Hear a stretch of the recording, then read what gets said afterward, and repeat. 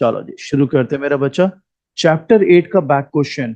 I have never seen any examination paper introductory micro economics की ये सवाल ना है इसमें से। So make sure you get it absolutely right. और कुछ तो इतने इंटरेस्टिंग है कि आपका पर्सपेक्टिव भी चेंज कर देंगे रिगार्डिंग आप कैसे सोचते हैं टैक्स वगैरह के बारे में एंड गवर्नमेंट के बारे में। सो आइए शुरू करते हैं। पहला क्वेश्चन बैक क्वेश्चन जो है वो मैंने आपके लिए बोर्ड पे लिख डाला है। आइए शुरू करते हैं। So there is a market for pizza, मैंने शॉर्ट में लिख दिया है question. There is a market for pizza, so draw the competitive market equilibrium, is there any dead weight loss. हालांकि अगर आप क्वेश्चन पढ़ेंगे आपके बुक में तो उसमें लिखा है show price quantity consumer surplus producer surplus and then फिर लिखा है is there any dead weight loss. तो I have just shorten that question, but explain मैं पूरा ही कर रहा हूं आपको। सो नॉर्मल अगर इक्विलिब्रियम आप बनाओगे बेटा तो ये रहा आपका डिमांड कर्व, ये रहा आपका सप्लाई कर्व एंड ये रहा प्राइस और quantity. So if you are asking me what is the price here, it's OP. What is the quantity here is OQ. What is the consumer surplus? Let me call it area 1. What is the producer surplus? Let me call it area 2. ठीक मेरा बच्चा। Again आपके सब questions mind में सवाल आ सकता है कि सर अगर उसने खाली कंपेटिटिव इक्विलिब्रियम ही पूछा है देन आप नॉर्मल डिमांड सप्लाई कर्व बना दो, why you are joining it with these axes. Again my answer is he has also asked about is there any dead weight loss। तो अगर आपने डेड वेट लॉस की class ली है तो आपको पता होगा डेड वेट लॉस में हम अपन तो जॉइंट के साथ ही बनाते हैं क्योंकि वो सरप्लसेस के टर्म्स में ही एक्सप्लेन होता है। सो आई होप यहाँ तक पहले जो फर्स्ट पार्ट है are we through with it मेरे बच्चों, जो भी लोग घर पर भी बैठे हैं या यहाँ पर भी। Clear patient, clear Basu? हाँ जी बेटा, परफेक्ट रीत। आगे बढ़ते मेरा बच्चा। Second part it's now gonna be interesting. Suppose government forces each pizzeria to pay $1 tax on each pizza sold. So अगर मैं नॉर्मल इक्विलिब्रियम को लेके चलता मेरा बच्चा तो ये डिमांड कर्व रहता तुम्हारा, ये सप्लाई कर्व रहता राजे, ये प्राइस, ये quantity and that would have been your equilibrium. अब आई एम श्योर कि पिज्जेरिया पर टैक्स लगा है तो you can actually in your mind कि सप्लाई पर लगा है टैक्स, प्रोड्यूसर पर लगा है टैक्स, तो you would have shifted your supply curve towards left. But then I am going with your official answer जो बिना शिफ्ट के बना देता है and which is perfectly fine. आपको पता है आप शिफ्ट के साथ भी बना सकते हो, टेक्स्ट वेज के साथ भी बना सकते हो। So this would have been price paid by buyer and this would have been price paid by seller. तो अब जैसे ही पिज्जेरिया पर टैक्स लगा whatsoever amount, in this case it's suppose $1, तो फिर इसका इफेक्ट हमको बताना है on everything, the consumer surpluses, the producer surpluses and the deadweight losses। so मेरे बच्चों अगर आपने deadweight loss मेरे साथ नॉर्मली सीखा है तो you should be able to answer it well। तो कंज्यूमर सरप्लस मैं ऐसे लिख देता हूं बेटा, बिफोर एंड आफ्टर। इसी प्रकार प्रोड्यूसर सरप्लस मेरे बच्चों बिफोर एंड आफ्टर। और गवर्नमेंट रेवेन्यू मेरे बेटा अगेन बिफोर एंड आफ्टर। चलो ऊपर ही लिख देते हैं, सीधा वैल्यू डाल देंगे बिफोर एंड आफ्टर। ठीक है, चलो तो कंज्यूमर सरप्लस पहले जो था वो था 1 + 2 + 3, 1 + 2 + 3। Do you guys agree? बोलो मेरा बच्चा, क्लियर? रीत क्लियर मेरा बेटा? रीत यू दे बेटा? चलो प्रोड्यूसर सरप्लस पहले क्या था राजे, 4, 5 और 6, राइट। गवर्नमेंट को पहले कोई टैक्स नहीं मिल रहा था, so the government revenue must have been 0। ठीक है, अब मेरा बच्चा कंज्यूमर सरप्लस सिर्फ क्या रह गया, 1, और प्रोड्यूसर सरप्लस सिर्फ क्या रह गया, 6। एंड गवर्नमेंट का रेवेन्यू सिर्फ इतना रह गया प्रोड्यूसर सरप्लस मेरा बच्चा। गवर्नमेंट का रेवेन्यू ये है मेरे बच्चों 2 + 4, this much the quantity and this much is the the tax basically। सो अब अगर मैं आपसे बोलूं इसमें डेड वेट लॉस कितना है, तो वैसे तो मैं उम्मीद कर रहा हूं मैंने आपको सिखाया हुआ है तो आप डायग्राम देख के पकड़ लोगे, इट इज 3 + 5। लेकिन वो बच्चे जिन्होंने शायद डेड वेट लॉस किया नहीं है नॉर्मल क्लास या रीडिंग्स नहीं करी and they are finding it bit difficult, तो मैंने नॉर्मल क्लास में तो 2-3 तरीकों से सिखाया हुआ है, यहाँ पर मैं बेसिक तरीके से आपको डेड वेट लॉस निकालना सिखा सकता हूँ। तो आप बताओ पहले आपका टोटल सरप्लस कितना था? टोटल सरप्लस पहले कितना था सर? 1 + 2 + 3 + 4 + 5 + 6। अब टोटल सरप्लस कितना है? 1 + 6 + 2 + 4। माइंडेड जो गवर्नमेंट का रेवेन्यू है, you can treat it as government surplus as well. So Earlier, the total surplus was comprising of consumer and producer surplus, and consumer surplus was 1 plus 2 plus 3, and producer surplus was 4 plus 5 plus 6. Now, government surplus was 0. Now, the consumer surplus is just mere 1, producer surplus happens to be 6, and government revenue or government surplus has become 2 plus 4. तो बच्चा पहले के मुकाबले अब कौन सी चीजें नहीं है, वो है 3 plus 5. So that's your dead weight. Clear बेटा? तो अब तक हमने जो टॉपिक किया वो हमें ये बता रहा है कि टैक्स लगने से डेड वेट लॉस जो है वो क्रिएट हुआ या नहीं. बोलो बेटा, यहां तक क्लियर? विहान बेटा, विहान भाई सो तो नहीं रहे? विहान बेटा सो रहे हैं आप? Because you can do anything. Okay, नहीं नहीं, चलो जाग रहा है भाई. चलो थर्ड पार्ट, ये सबसे इंटरेस्टिंग पार्ट है. मैंने तुम्हें क्लास की शुरुआत में बताया था कि आपका आपका माइंड सेट चेंज हो सकता है अगर आप इसको अच्छे से सीखे. So this is the first step in that direction. बहुत ही प्यारा पार्ट है ये. अगर पेपर में ये आता है तो बहुत कम लोग इसको क्रैक कर पाएंगे, बिकॉज इसमें इट इन्वॉल्व सम एप्लीकेशन. ध्यान देंगे. तो टैक्स लगा. आप बताइए, टैक्स लगने पर कंज्यूमर खुश है या उदास? कंज्यूमर खुश है या उदास? उदास. प्रोड्यूसर? तो सिर्फ हैप्पी कौन है? गवर्नमेंट. क्या कुछ ऐसा हम करें कि सब खुश हो जाए? टैक्स भी लगे, सब कुछ हो, लेकिन कुछ ऐसा हम करें कि सब खुश हो जाए. आप बताओ, जब टैक्स नहीं लगा हुआ था तो कौन खुश था? कंज्यूमर? प्रोड्यूसर? कौन उदास थी? गवर्नमेंट. जब टैक्स लगा तो कौन उदास हो गया? कंज्यूमर, कि यार मेरा तो सरप्लस गिर गया. प्रोड्यूसर भी उदास हो गया कि यार मेरे साथ भी प्रॉब्लम हो गई. गवर्नमेंट बड़ी खुश थी कि भैया हमने तो नोट गिन लिए, हमें तो मजा आया. अब क्या कोई ऐसा सिनेरियो हो सकता है जब सभी को हम we can make everybody happy? Can we? Special, can we make everybody happy? No. बस टैक्स की लिमिट सेट कर दें. ओके. ओके. हाँ जी, जो लोग घर बैठे हैं बेटा, रीत, आप काफी एक्साइटेड रहते हो ऐसे टॉपिक्स के लिए, and which is a very good thing. Reet, is there any way बेटा to make everybody better off, everybody happy? दुनिया में सुख ही सुख हो, सुकून ही सुकून हो. यस रीत, कहीं चल रहा है दिमाग मेरा बच्चा? Any suggestions you might give us? रीत जी कहाँ चले गए? या नो आइडिया? ओ, प्रथम दिखा हो ही भाई, नहीं शहीद सकता सुखदेव का कुछ दिखा यार, कुछ टैलेंट वहां का. सर, हो ही नहीं सकता किसी को भी आप सबको खुश नहीं यार रख रीले ही सकते. खर्च रहा है वहां पर भी. नहीं सर, बोल रहा हूँ बोल खुश भाई ही नहीं रख सकते. प्रथम. हेलो, आवाज नहीं आ रही आपको? Waiting waiting. तो यार मैं तो बोल रहा हूँ. चलो कोई बात नहीं, तुम्हारा आना सफल करते हैं फिर. आइए पार्ट पढ़ते हैं. ये बोला, कहता है if the tax were remove, buyers and sellers will be happy, कि जान बची लाखों पाए, but government would lose their revenue. Government कहेगी ऐसे की तैसी, अब मैं रोड नहीं बनवाएंगे, इंफ्रास्ट्रक्चर नहीं बनवाएंगे, गरीबों को खाना नहीं देंगे एंड ऑल. तो अब suppose both consumer and producer voluntarily transferred some of their gains to government, would both parties be better off? Such a fantastic phenomena, अगर आप इसको समझ सके.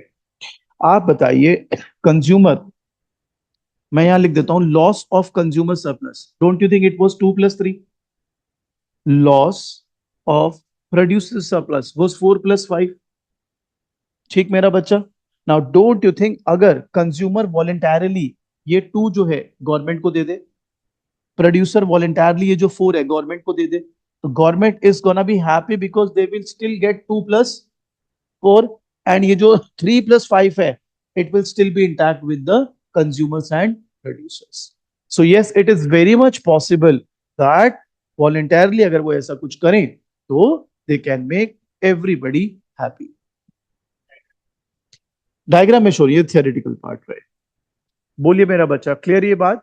कॉन्सेप्ट समझ आया क्या कह रहे हैं? बाकी इम्तिहान में कैसे लिखना है मैं आपके साथ ना ये शेयर कर दूंगा, आप डोंट यू वरी. जैसे मैंने ऑफिशियल आंसर्स शेयर किए हुए ना, तो ये मैं यहाँ दिखा देता हूँ, शेयर कर दूंगा मेरा बच्चा. बेसिकली कंसेप्ट समझ आ जाए तो लिखना तो कोई नॉट बी बिग डील. बोलो समझ आ गया सबको, जो भी ऑनलाइन भी देख रहे हैं मेरा बच्चा? Are we clear? चलो परफेक्ट. अब मैं अगर आपकी जगह होता तो मैं टीचर को ऐसे जाना नहीं देता. मैं अगर आपकी जगह होता तो मैं रोक लेता, मैं कहता बात करनी है जी कुछ. चलो जी बताओ क्या बात करनी है. बात ये करनी है कि अगर ये इतना अच्छा है जो कि दिख रहा है, then why in reality it does not happen? तो बताइए why in reality it does not happen? कोई वॉलेंटरी कभी पैसे क्यों देगा? तो यहां पर आपको दिख रहा है कि अगर मैं वॉलेंटरीली पैसे दे दूंगा तो ज्यादा अच्छा रहेगा मेरे लिए रादर देन टैक्स देना। तो फिर भी नहीं दोगे? अच्छा, मैं दे दूंगा सब नहीं देंगे? ना ना ना, there has to be an economic logic behind it. आइए आपको समझाते हैं व्हाई। अभी तो समझने में बहुत सुविधाजनक लगता है, रियलिटी में इट मे नॉट वर्क। बहुत सारे रीजंस है। उतने सारे रीजंस के लिए तो आपको सेम 5 में पब्लिक इकोनॉमिक्स एक पेपर मिलेगा तब सिखाऊंगा। उसमें टैक्स के प्रिंसिपल्स आप जब सीखोगे तो और बेटर हो जाएगा। बट आपके लेवल के हिसाब से, लेवल को मतलब मैं नेगेटिव वर्ड में नहीं बोल रहा हूँ, क्योंकि अभी आप फर्स्ट सेम में छोटे हो गया। तो आपके हिसाब से मैं कुछ जो प्रोमिनेंट बातें हैं वो मैं शेयर कर देता हूँ, why this is not practical. पहला मेरा बच्चा, आपको ये समझना पड़ेगा, यहां पर टैक्स की जो बात हो रही है वो इनडायरेक्ट टैक्सेस की बात हो रही है। किसकी बात हो रही है? Indirect taxes. इनडायरेक्ट टैक्सेस की नेचर पता है क्या है मेरा बच्चा? वो एबिलिटी टू पे प्रिंसिपल फॉलो नहीं करता। अगर कोई मर्सिडीज चला रहा है तो वो भी पार्ले जी पे 1 रुपए का टैक्स दे रहा है, फॉर एग्जाम्पल, अगर 1 रुपए का टैक्स है, और कोई गरीब आदमी है तो वो भी 1 रुपए का टैक्स पे कर रहा है। तो उसमें हमें ये बताना बड़ा मुश्किल हो जाएगा कि किसको कितना गेन हुआ और कितना लॉस। क्योंकि जिसकी अर्निंग ज्यादा है, जिसकी एबिलिटी टू पे ज्यादा है, उसको तो टैक्स से ज्यादा नुकसान होगा नहीं। जो गरीब आदमी है उसको टैक्स से काफी नुकसान हो जाएगा। तो सबसे पहले ये डिफरेंशिएट कर पाना will be hell lot of difficulty there will be, क्योंकि पता कैसे चले कि किसको कितना नुकसान हुआ और कितना फायदा। दूसरी बात जो इसमें हर्डल की तरह पे काम करती है, there are so many goods and services, so many goods and services, and the population of our countries, you know, तो माइक्रो लेवल पे ये बताना बड़ा आसान लग जाता है। आप अगर मैक्रो लेवल पे जाओगे और सबसे बोलोगे कि इतना इतना दे दो, इतना इतना छोड़ दो, जस्ट प्रैक्टिकली नॉट पॉसिबल। तो एनालिसिस के लिए इट इज वेरी गुड, लेकिन हाँ, इसके कुछ सॉल्यूशंस बताए जाते हैं। सेम 5 में पब्लिक इकोनॉमिक्स में आप सीख सकते हो। अगर अभी बहुत ही ज्यादा आपको वो क्या बोलते हैं क्यूरोसिटी आ रही है, तो मैं पब्लिक इकोनॉमिक्स की वीडियोस और नोट्स शेयर कर देता हूँ। लेकिन अभी आपके लिए वो है नहीं। तो अगर कभी आपके दिमाग में, जैसे ये तो समझ आ गया कि ये पार्ट क्या कहना था और हमने इसको कैसे प्रूव किया, बट कभी दिमाग में ये आए और आप कॉलेज में बहस करने लगो या किसी को समझाने लगो कि भाई ऐसे कर लो तो बेटर ऑफ होगा, लेकिन फिर आपके दिमाग में ये सवाल भी आना चाहिए कि ये इतना ही अच्छा होता तो गवर्नमेंट बेवकूफ थी कि क्यों लगा क्यों नहीं लिया? ठीक है। So these are some of the practical problems which you might find when you talk about this. बोलिए बेटा, क्लियर सबको?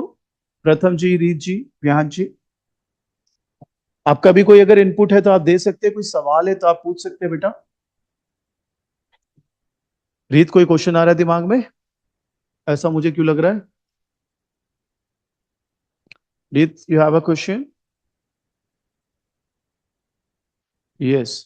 Do we have any diagram to explain this? देखिए, अगर मैं आपके ऑफिशियल आंसर की बात करूं, so official answer from here, do not give any diagram whatsoever, that's part C मेरा बच्चा। सो इसी डायग्राम के साथ उसको थ्योरी में एक्सप्लेन कर दिया गया है। क्लियर जी?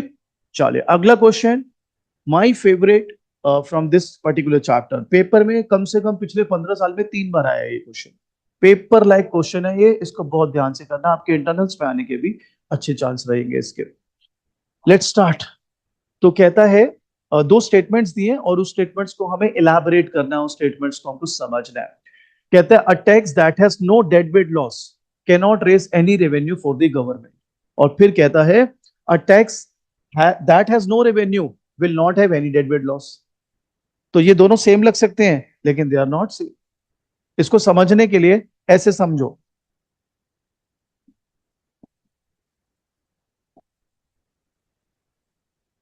तो कुछ लोग इसको पढ़ सकते हैं गॉड इज नो वेयर, और कुछ लोग पढ़ सकते हैं God is now here. God is now here. ठीक है। तो आप कहोगे जी इससे क्या लेना देना, आप क्या समझाना चाह रहे हो? बेटा मैं ये समझाना चाह रहा हूं, ये स्टेटमेंट एक जैसी लग सकती है, एक जैसी है नहीं। आइए पहली स्टेटमेंट पर बात करते हैं। A tax that has no deadweight loss can not raise any revenue for the government. I do not think सो।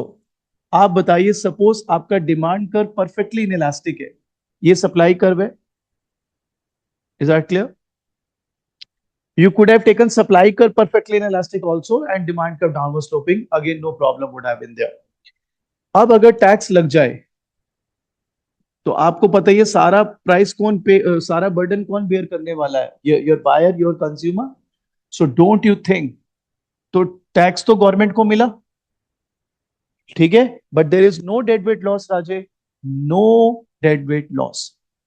मंत्रा क्या था डेड वेट लॉस का? जब मैंने चैप्टर आपको सिखाया था, डेड वेट लॉस को बेसिकली मेजर करो कि क्वांटिटी श्रिंकेज कितनी है मार्केट में. तो क्या मार्केट शॉर्ट हुई, मार्केट में कोई क्वांटिटी कम हुई? नो. सो मेरे बच्चों, there is no dead weight loss, but a lot of tax revenue has actually been realized by the government. तो स्टेटमेंट क्या थी? A tax that has no deadweight loss cannot raise any revenue for the government. I'm afraid there is a tax, there is no deadweight loss, but the tax revenue has actually been raised. So the statement is false. Clear मेरा बच्चा? जो भी लोग online भी देख रहे हैं, क्या are you guys through with it? I repeat, you could have taken perfectly inelastic supply curve too.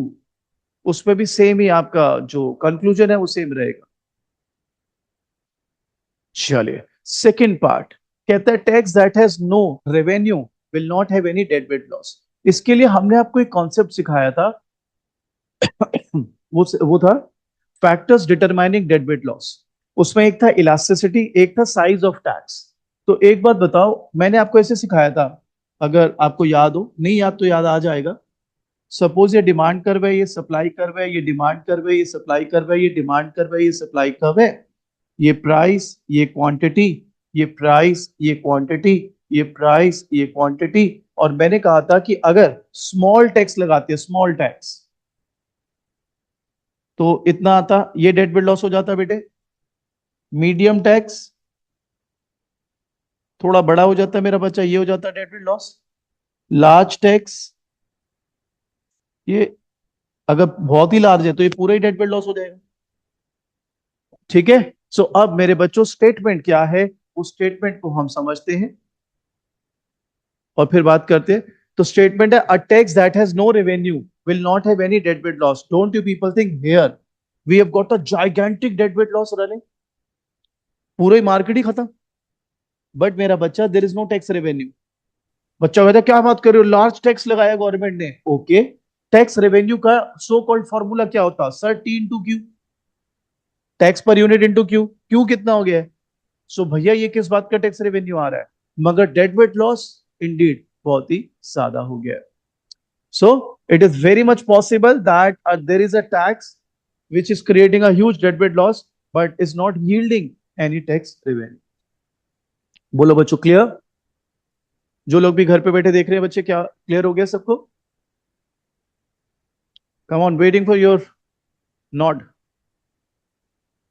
Vihaan को तो समझ आ गया, प्रथम और रीत को भी सबको समझ आ गया. Very good.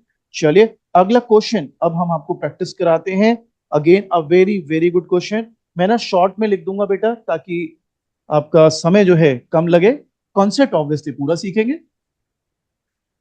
तो ये सारे बैक क्वेश्चंस इस वक्त मैं आपके ले रहा हूं और आई होप आप अच्छे से इसको समझ जाए. चले, सो अब है हमारे पास क्वेश्चन नंबर 3. हमें यहां पर दिया गया है रबर बैंड्स. अब क्या रबर बैंड्स के बारे में है वो पढ़ते हैं, इसका पहला पार्ट. तो मैं क्वेश्चन आपके लिए यहां लिख दे रहा हूं बेटा. So consider the market for rubber bands. If the market has very elastic supply, minded, supply जो बोल रहा है वो बोल रहा है बहुत इलास्टिक है, और जो डिमांड है वो है इन इलास्टिक. ऐसा मैं नहीं, आपका सवाल बोल रहा है. If the market has very elastic supply and very elastic demand, how would the burden of tax on the rubber bands be shared between consumer and producer surplus. तो बेसिकली हमें इसमें बर्डन ऑफ टैक्स देखना है, किस पर ज्यादा होगा, किस पर.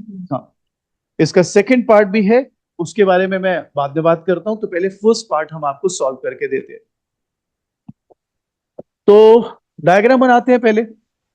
Supply is very elastic, demand is in elastic. तो डिमांड का स्टीपर बना देता हूं, सप्लाई कर्व ऐसा फ्लैटर. ठीक है, ये हो गया अपन का प्राइस, और ये हो गया क्वांटिटी, और ये हो गया इक्विलिब्रियम. टैक्स लगा तो मैं टैक्स वेज बनाऊंगा मेरा बच्चों, लाइक दैट. आई थिंक आप लोग भी अग्री करेंगे शायद. बर्डन बायर पर ज्यादा है, डायग्रामेटिकली भी और लॉजिकली भी. डिमांड क्या है बेटा? In elastic. तो कंज्यूमर कह रहा है अपन को तो चाहिए ही चाहिए, अपन तो लेगा ही लेगा। भाई हमने कहा टैक्स अगर है कोई नहीं, हमको तो चाहिए ही चाहिए। तो फिर अगर आप इतने गर्ज दिखा रहे हो, इतनी क्या बोलते हैं, शब्द नहीं आ रहा मेरे पास, आपके लिए इतनी जरूरी है ये चीज, तो फिर ऑब्वियसली महंगी भी है तो आप ले रहे हैं।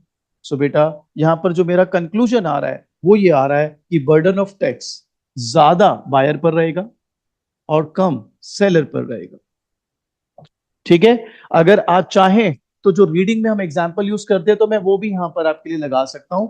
लाइक वो याद होगा 3 और 100 था, तो सपोज ये 3 रुपए 40 पैसे देगा, ये 2 रुपए 90 पैसे, और ये 90।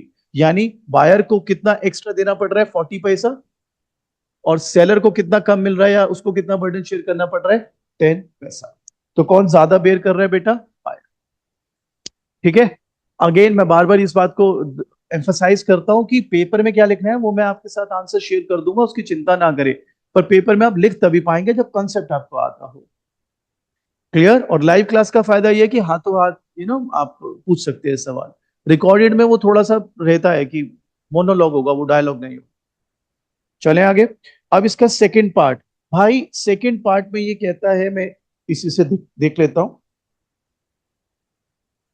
इनइलास्टिक सप्लाई, सो सप्लाई बीइंग इनइलास्टिक और डिमांड बीइंग इलास्टिक। ठीक है। अब ये खुद बनाओ, मैं बोर्ड पे बना रहा हूं, वी विल क्रॉस चेक। जो लोग घर पे भी कर रहे हैं, जो लोग यहां पर भी कर रहे हैं, खुद लगाओ दिमाग मेरा बेटा। मैं बोर्ड पे करता हूं, वी विल क्रॉस चेक।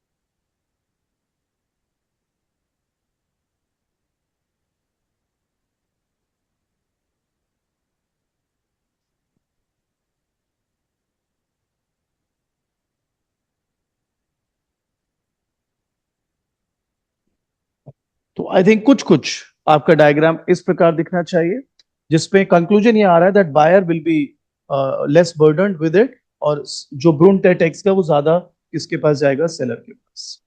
जो लोग घर बैठे बैठे कंफर्म कर लें, क्या आप लोग भी सहमत हैं इससे, क्या आप लोगों ने भी यही बनाया?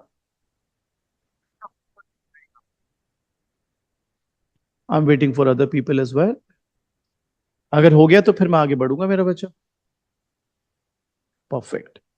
अगला क्वेश्चन बहुत ही प्यारा क्वेश्चन है, I really admire this question also. इस चैप्टर के बैक क्वेश्चन वाकई में बहुत अच्छे हैं। तो हमारे लिए अब जो चौथा क्वेश्चन है मैं आपके लिए यहाँ पर लिख देता हूं।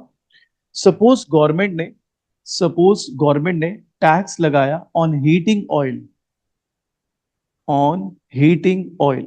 So the government has imposed taxes on heating oil. So अब हमें सवाल क्या है, मैं आपके लिए मैं बोल देता हूं। कहता है would the dead weight loss, मतलब ये श्योर है कि डेड वेट लॉस तो होगा। क्या आप श्योर हो सिर्फ ये देख के कि गवर्नमेंट ने टैक्स लगाया on heating oil oil and dead weight loss होगा? Are you sure? बोलो बोलो। In normal circumstances, yes.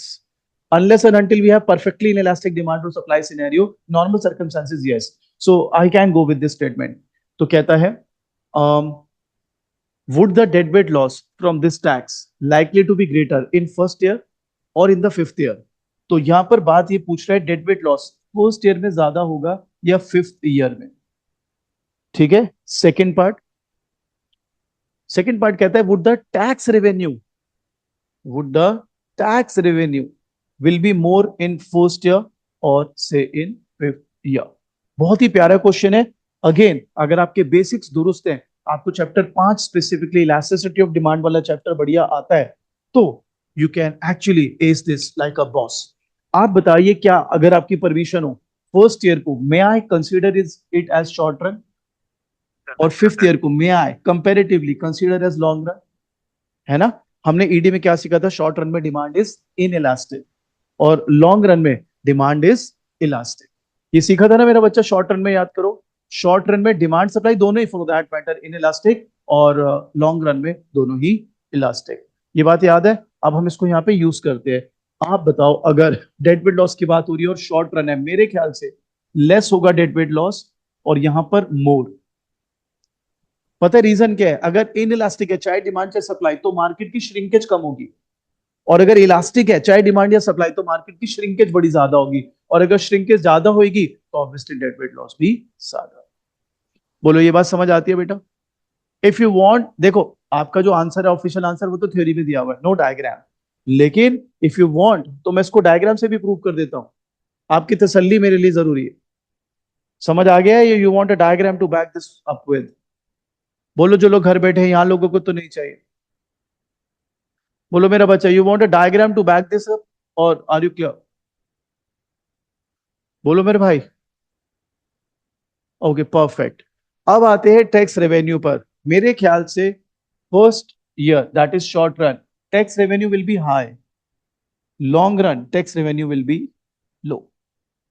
इसका सिंपल सा लॉजिक है, शॉर्ट रन में डिमांड क्या है? Inelastic, so people are more or less buying the same amount, तो गवर्नमेंट को क्वांटिटी से ज्यादा सेक्रीफाइस नहीं करना पड़ा। सपोज 100 बिकता था, 90 बिकने लगा, गवर्नमेंट ने 5 रुपए का टैक्स लगाया था तो 450 का रेवेन्यू निकाल लिया। लेकिन इलास्टिक डिमांड की वजह से अगर 100 से 50 हो गया तो 50 इंटू 5 250 आएगा। सो मेरा बच्चा, शॉर्ट रन के अंदर tax revenue should be higher as the quantity will not shrink that much, but when it comes to a long run, क्योंकि डिमांड इलास्टिक हो जाएगी, मार्केट में क्वांटिटी बहुत कम बिकेगी, क्वांटिटी कम बिकेगी तो पर यूनिट टैक्स के हिसाब से जो रेवेन्यू मिलेगा बेटा, वो भी कम मिलेगा। क्लियर मेरा बच्चा? जो भी लोग घर बैठे बताइए, कोई डाउट है? एल्स हम आगे बढ़ेंगे, नेक्स्ट क्वेश्चन लाएंगे आपके लिए। जो भी लोग घर बैठे, कोई भी डाउट है, आपको लगे कि डायग्राम के साथ सीखना है, एग्जाम्पल के साथ सीखना है, मुझे बताइए, मैं एग्जाम्पल साथ में लगा देता हूँ। दो आपका ऑफिशियल आंसर मैं बार बार रिपीट कर रहा हूं, इस on the grounds of theory only. अगर आप लोग क्लियर हैं तो चलूं आगे। बोलो मेरा बच्चा। भाई हाथ वाथ हिला दो यार। रीत, please make a diagram also. Sure. देखो मेरा बच्चा, फर्स्ट केस के लिए डायग्राम बनेगा, दूसरे केस के लिए एग्जाम्पल। मैं क्या करता हूं, दोनों को एक ही में मर्ज कर देता हूं मेरे बेटे के लिए। ध्यान देंगे राजे। सप्लाई में यूनिट इलास्टिक लेके चल रहा हूं, because I don't want to make things complicated जबरदस्ती। डिमांड को मैं अलग अलग लेके चलता हूं, डिमांड इन इलास्टिक ले लेता हूं एक बारी, इलास्टिक ले लेता हूं एक बारी। ठीक मेरा बच्चा? अब ये था प्राइस सपोज 3, और ये था 100, ये था प्राइस 3 और ये था 100। ठीक है, टैक्स वेज क्रिएट कर रहा हूं, ध्यान देंगे। ये 90, 2.9, 3.4। अब मैं गवर्नमेंट के टैक्स रेवेन्यू की अगर बात करूं मेरा बच्चा, 90 इंटू 0.5, 90 इंटू 0.5, 50 पैसे का टैक्स है मेरा बच्चा, तो it will be 45 rupees. And obviously we are talking about, we are thinking in terms of short run. बोलो जी, ये बात क्लियर? री स्पेशली आपके लिए बन रहा है डायग्राम, आपको बहुत ध्यान देना है मेरे बच्चा। अब ये यहां आ गया 3.10, 2.60, एंड सपोज दिस इज 60। तो here your focus should not be on कि भाई कौन ज्यादा बेयर कर रहा है, कौन कम बेयर कर रहा है, वो तो हमने पढ़ लिया दूसरे टॉपिक में। यहाँ पर हमारा जो फोकस है वो है कि टैक्स रेवेन्यू का क्या हिसाब रहता है। सो टैक्स रेवेन्यू यहाँ पर हो जाएगा 60 into 0.5, 30। So that's what I was trying to convey मेरा बच्चा। रिगार्डिंग डेडवेट लॉस की भी अगर बात कर लें तो आप देखो डेडवेट लॉस बहुत कम ही है, ये हिस्सा है, और यहाँ पर डेडवेट लॉस ज्यादा है। अब कई बच्चे कहते हैं सर आप इससे मेजर करोगे तो वैसे ही ज्यादा दिख रहा है। मैं कहता हूं इससे मत करो आप मेजर, अगर आपको दिक्कत है आप क्वांटिटी से मेजर करो। 100 से 90 कम श्रिंक हुआ मार्केट, 100 से 60 ज्यादा।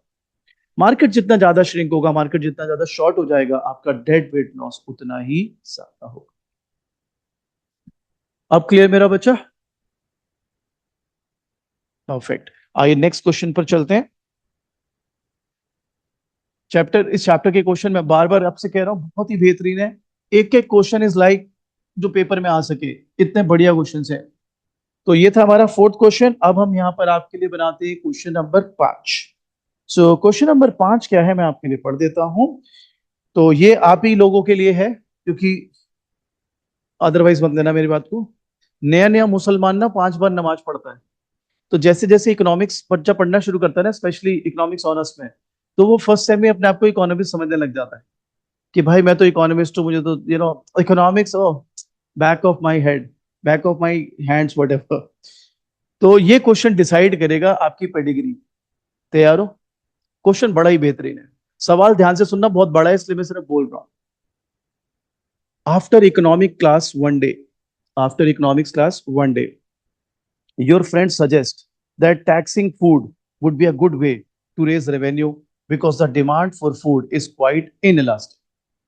तो आप लोगों ने दिमाग क्या लगाया कि यार खाने पे टैक्स लगा दो, खाने पे टैक्स लगाएंगे तो लोगों को तो खाना तो है ही, इस पर टैक्स लगाओ, गवर्नमेंट को रेवेन्यू बहुत मिलेगा। तो बताओ यहां तक सोच सही है? नहीं, यहां तक तो सही है, यहां तक सही है। अब कहता है, in what sense is taxing food a good way to raise revenue? In what sense it is not a good way to raise revenue? We are thinking in terms of theory only, no diagram, nothing. मैं सवाल short में एक बार आपके लिए बता देता हूँ। तो आपके लिए सवाल ये बोल रहा है कि इकोनॉमिक्स की क्लास एक दिन हुई, जैसे अभी आज हुई, आप बैठ के नाश्ता कर रहे थे, एकदम आपको ध्यान आया, आई गॉट द आइडिया। मैं बोला क्या आइडिया आ गया भाई इसको? बोले खाना तो सब खाते हैं, हाँ, अगर खाने पे टैक्स लगा दें तो ये भूखा तो मरेगा नहीं, तो खाना तो खाएगा, खाना खाएगा तो टैक्स भी देगा। तो क्यों ना, मैं अगर गवर्नमेंट होता या मैं अगर फाइनेंस मिनिस्टर होता, I would have taxed food heavily, पकड़ लेता इनसे सारा टैक्स रेवेन्यू, खींच लेता। तो अब सवाल है, is it a good way or a bad way? If good, in what sense? If it is bad, in what sense? सोच लीजिए पहले। लिमिट पे लगा दिया 20% टैक्स, हाँ तो पैसा चाहिए मुझे, गवर्नमेंट हूँ, तुम पे, तुम्हारे पे तो लगाऊंगा, तुम्हारे लिए रोड बनवा के दूंगा, तुम्हारे लिए हरियाली करके दूंगा, पॉल्यूशन दूर कर दूंगा, नदी साफ कर दूंगा। नहीं तो गरीब गरीब लोगों को खाना भी दे रही है गवर्नमेंट, मैं उसी पैसे से गरीब लोगों को खाना भी दूंगा। है, एक्सटर्नैलिटीज वाला हो गया। आप लोगों की कोई सलाह मशवरा? If it is good in what way, if it is bad in what way? क्या रीत बेटा, आज तू कुछ कंपटीशन ही नहीं दिखा रही, आज you are not competing now today. आ बेटा कुछ पार्टिसिपेट कर मेरा बच्चा, या तो तू सो ही रही है बेटा अभी भी? सच सच बता दे, तू बेड में बैठ के ही क्लास ले रही है ना बच्चा? नहीं तो तेरी एनर्जी अलग लेवल की है भाई। अच्छा फिर ठीक है, चलो मैं एक काम करता हूँ, मैं अपनी सलाह दूंगा, आप कहोगे क्या ये बुजुर्ग आदमी अपनी सलाह दे रहा है। मैं भाई ऑफिशियल आंसर पढ़ देता हूँ आपके लिए, ठीक है? ये भाई साहब कहते हैं, because the demand for food is inelastic, a tax on food is good way to raise revenue, because इससे डेड वेट लॉस ज्यादा नहीं हो। इकोनॉमिक पॉइंट ऑफ व्यू से अगर मैं एक ऐसी चीज पर टैक्स लगा रहा हूं जिसकी डिमांड इन इलास्टिक है, तो ऑब्वियसली मेरे को ज्यादा डेड वेट लॉस तो फेस नहीं करना पड़ेगा। And having a dead weight loss is not a good idea. Having less dead weight loss, we are up for it. ठीक बात। अब बैड वे कैसे कहता है? सो कहता है, but it is not a good way to raise revenue from an equity point of view, because poor people spend a higher proportion of their income on food, the tax would hit them hard than it would hit wealthier people. तो गरीब तो मर जाएगा बेचारा, अमीर तो चलो फिर भी झेल जाएगा, गरीब जो है वो तो खाना तो देखो सबको ही खाना है, he will be in big trouble. तो ये आपकी बुक कहती है और आई थिंक सही भी है। आप कुछ ऐड ऑन करना चाहते हैं, करिए, we'll be happy to listen to that. You want to add something? No? चलिए नेक्स्ट क्वेश्चन, क्वेश्चन नंबर 6। तो हमारा क्वेश्चन नंबर 6 यहां पर है, बहुत ही अच्छा क्वेश्चन है। तो न्यूयॉर्क का एक सेनेटर है, न्यूयॉर्क का एक सेनेटर है, वो एक नया बिल पास किया उसने, कहता है 10,000% टैक्स लगाएंगे, 10,000% टैक्स। भाई साहब बोलता है 10,000% tax on some sort of bullet. ठीक है, वो कुछ भी एग्जाम्पल। आप बताओ ये आदमी पागल हो गया है क्या? 10,000% टैक्स। आइए सवाल देखते हैं क्या है। सो नाम भी पढ़ देते हैं भाई साहब का जो क्वेश्चन में दिया है। Daniel Patrick, the later, the late rather, senator from New York once introduced a bill that would levy a 10,000% tax on certain hollow-tipped bullets. Do you expect that this tax would raise much revenue? Why or why not? क्या आपको लगता है इससे tax revenue आएगा या नहीं? मेरे हिसाब से नो। बताओ क्यों? भाई इतना कौन लगाएगा? 1 रुपए के गुड़ के 10,000 रुपए कौन देगा? समझ गए? Second part, even if the tax would raise no revenue, देखो कितना शरीफ है ये, इसने खुद ही बता दिया सेकेंड पार्ट में आंसर। कहता है if the tax would raise no revenue, why might senator have proposed it? Absolutely, he just want to discourage the demand. वो चाहता है उस पर्टिकुलर गुड जिस पर उसने टैक्स लगाया 10,000% टैक्स, उसकी डिमांड क्या हो जाए।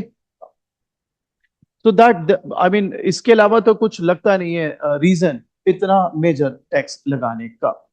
अगेन बहुत ही सिंपल भाषा में आंसर दिया हुआ है थ्योरी का, जो मैं ग्रुप में आपके साथ शेयर कर दूंगा। बट कॉन्सेप्ट आई होप आपको क्लियर हो तो मजा आए फिर। So are you through with the concept guys? Yes guys, are you through? पक्का? चलो, next question. This is gonna be our question number 7। Question number 7। चलिए सवाल पढ़ लेते हैं पहले। तो सवाल यहां पर है, government places a tax on purchase of socks. तो टैक्स ऑन सॉक्स, बताओ जी, बढ़िया। Illustrate the effect of this tax on equilibrium price and quantity. Identify the following area both before and after the tax. Total spending by consumer, total revenue for producer and government tax revenue. Simple है मेरा बच्चा। आप normal demand कब बनाएंगे, supply कब बनाएंगे, ये price, ये क्वांटिटी। सो टैक्स से पहले जो कंज्यूमर की स्पेंडिंग रही होगी, मैं यहाँ पे नंबर लिख देता हूं, वो रही होगी 10 into 100,000। जो प्रोड्यूसर की, ये स्पेंडिंग है माइंडेड, ठीक है, जो प्रोड्यूसर की स्पेंडिंग रही होगी, रादर प्रोड्यूसर का रेवेन्यू रहा होगा, वो रहा होगा 10 into 100, 1,000। And this question is not asking about surpluses, is asking about revenues and spending।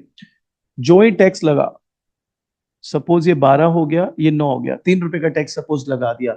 अब कंज्यूमर की स्पेंडिंग कितनी है, ध्यान देंगे, 12 into 90, 1080। और इसका रेवेन्यू कितना है, 9 into 90, 810। गवर्नमेंट को कितना रेवेन्यू मिला, गवर्नमेंट को टैक्स कितना मिला, 3 into 90, 270 रुपए। हाउ क्लियर मेरा बच्चा इन दिस क्वेश्चन?